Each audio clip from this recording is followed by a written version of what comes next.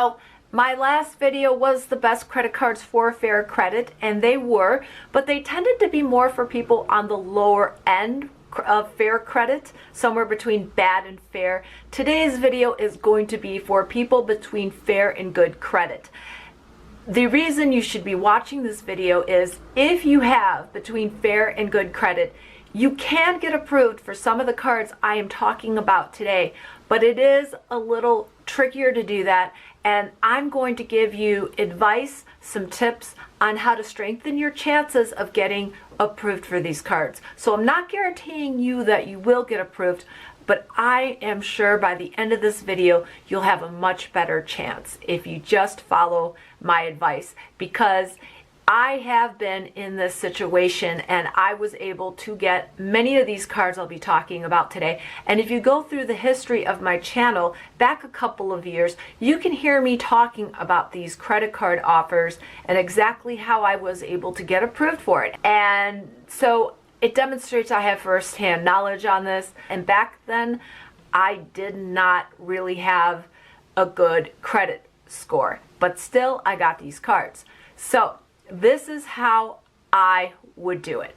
First off, if you decide to, at this point, apply for any of these better credit cards with rewards from major banks, what you're going to want to do is not to go directly on the site and just do an application, because that seems to be a harder way. If you want to try today to apply for different credit cards, you're going to have to find the banks that allow you to get pre-qualified before you do the official application. And the reason you want to do that is when you go and try to pre-qualify, those applications will only give you a soft credit inquiry, whereas if you just went directly on the site to apply, you are going to get a hard credit inquiry whether you get approved or not. Once you pre-qualify and you are given the green light that you can get one of these cards, that does not guarantee you an approval when you do the official credit application. That will give you a hard credit inquiry. But what I can say is that if you get pre-qualified, you do have a very high likelihood to be approved once you do the official application. Another good reason to do this is that you may have an idea that your credit score is higher than it actually is, and if you're not pre-qualifying for anything, then you know you're not there yet and you need to take a couple of months and keep building your credit score so you raise it a few more points and then try it again.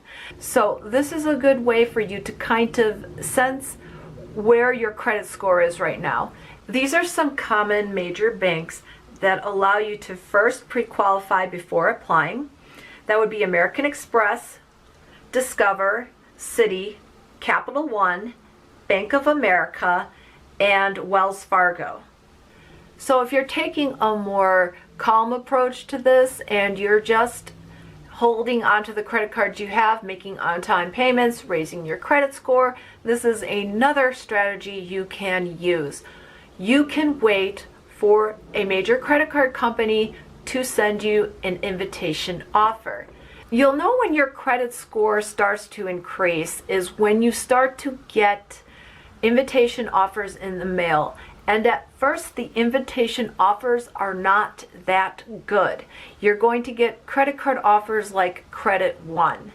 They seem tempting because they want to extend you credit, but I would say you need to avoid those invitation offers, because typically all you're going to be doing is getting credit cards that are labeled as for fair credit, but they have a lot of fees attached to them, a high annual fee and oftentimes a maintenance fee.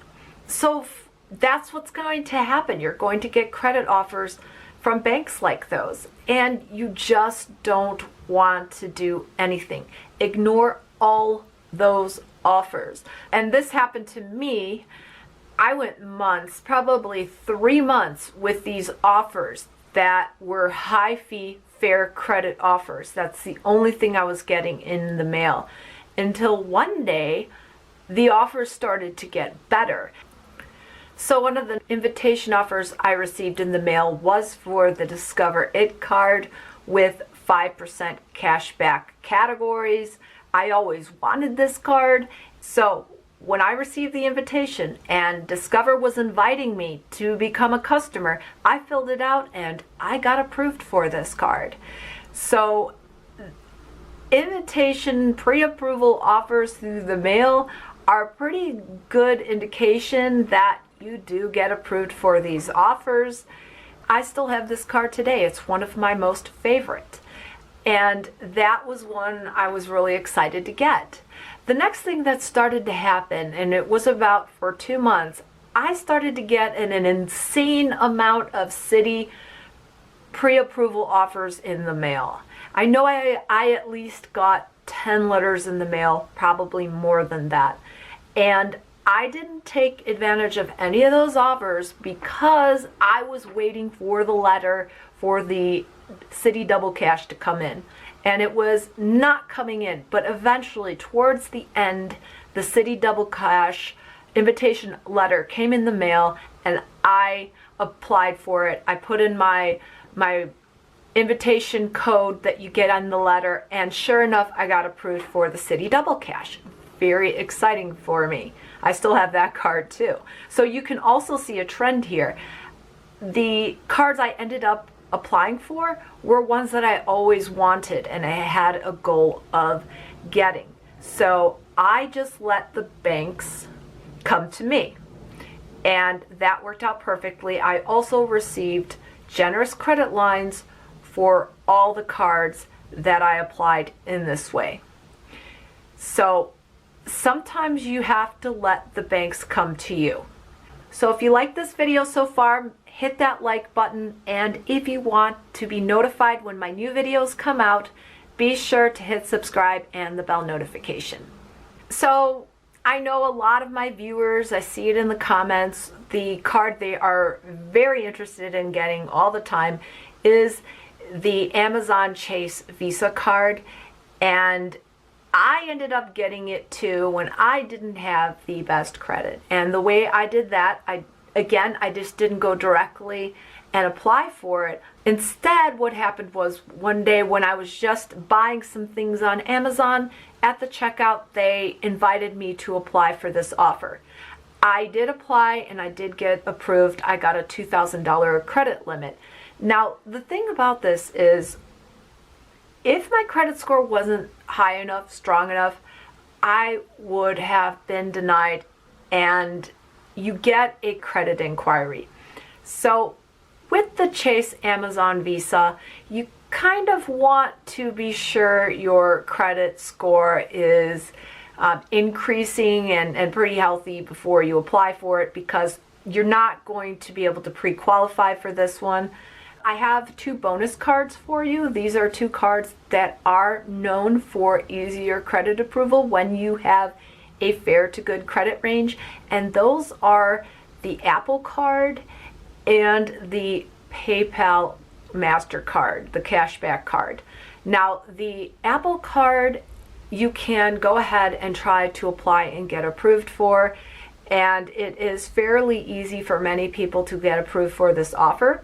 However, if at the time they don't approve you, you can follow some steps in this program to get to the point where they will contact you another time and invite you to apply again. So if you don't get the Apple Card today, you can get the Apple Card later. The next card that is well known to get approved for people with fair credit is the PayPal Mastercard, where you get the 2% cash back.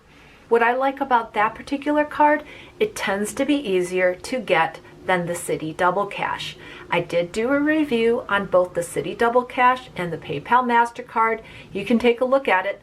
They're almost the same, but there are some slight differences, and then from there you can decide. So a bonus quick mention with store cards, there is a new Walgreens store credit card. You can either get the Walgreens Mastercard or the Walgreens store only card. This card is issued by Synchrony Bank. It is fairly easy to get. The good news is that you can try and get pre-qualified for the Walgreens store card or Walgreens Mastercard.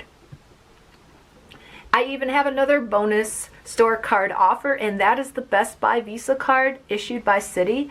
And that card, you have either the Best Buy Visa or the Best Buy store card.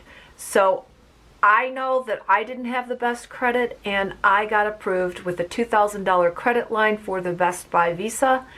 Sure, I figured I'd get either the Visa or the store card. Honestly, I'd be happy enough with the store card, but I did get approved for their major credit card. So with my experience, what I'm saying is that if your credit score is a little bit lower in the fair category, you still have a good chance of getting approved for their store only card.